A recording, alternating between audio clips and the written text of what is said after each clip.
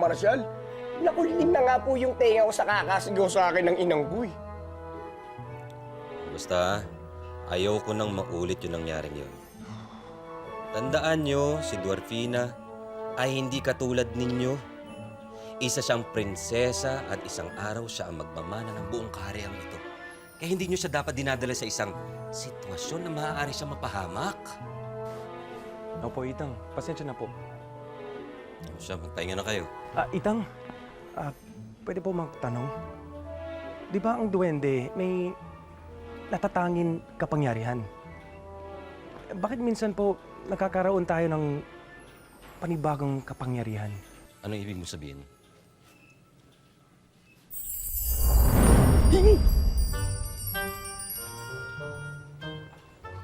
Wow! Elvin, ikaw yung may gawa nun? Posibleng magkaroon ng pangalawang kapangyarihan o lumakas ang kapangyarihan ng isang duwende kung siya ay umiibig.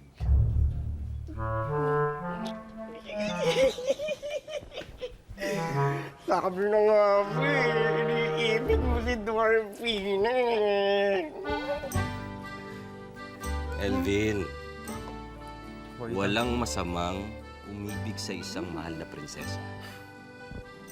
Alalahanin mo lang na si Dwarfina hindi ordinaryong duwende. Kung sino man ang mapupusuan niya ay may malaki ring papel na gagampanan dito sa ating kaharian. Huwag nga munang isipin yun. Huwag ka magmadali sa mga bagay na yan. Sige na, pahinga kayo. Tang. Matulog na kayo, ha? Salamat Sige po.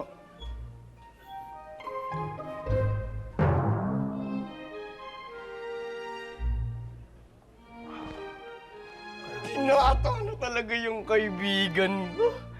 Kaya naman pala hintay ako ng hintay, hindi na kayo bumalik eh. Yan tuloy, nahuli ako. Siguro nagligawan kayo nun, no? Aminin mo na kasi, mahal mo si Dwarfina eh. Alam mo, Tundukin, nung wala si Dwarfina, doon ko napatunayan sa sarili ko kung gaano siya kahalaga sa akin. Hindi ako mapalagay nung wala siya. Alam ko gagawin ang lahat para sa kanya. Kahit ako pa mapahamak eh. Mahanap lang siya. Eh, yun naman pala eh. Sabi na nga buo, eh ano pang hinihintay mo? Ba't hindi ka pa magtapat? Oh, paano ko naman gagawin yun? Dahil kaibigan kita, at di hamak na mas maganda akong lalaki sa'yo, Paano mukha mo? kita. Ganito lang, napakasimple. Hahawakan mo ang kamay niya. Ikaw. At pagkatapos, tutunawin mo siya ng tingin sa kanyang mga mata. At pagkatapos, sasabihin mo, Dwarfina, mahal kita. Ayos? Nakuha ka talaga eh. Di ko nga pwedeng gawin yun dahil may ibang gusto si Dwarfina. Yung Lindon na yan. Kahit hindi niya sabihin, halatang-halatang na may gusto siya sa kanya. Eh, yun naman pala eh.